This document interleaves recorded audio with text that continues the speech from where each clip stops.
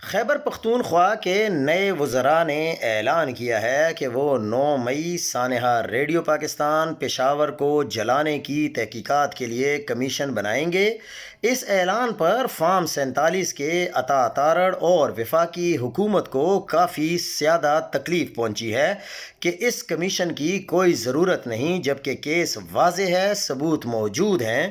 اگر واقعی ثبوت موجود ہیں تو 9 مئی کرنے والوں کو تو خود سے کمیشن بنا کر دودھ کا دودھ پانی کا پانی کر دینا چاہیے۔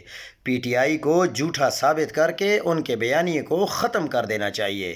عوام کے سامنے سی سی ٹی وی فوٹیج سمیت تمام ثبوت جو ان کے پاس ہیں وہ سامنے رکھ دینے چاہیے۔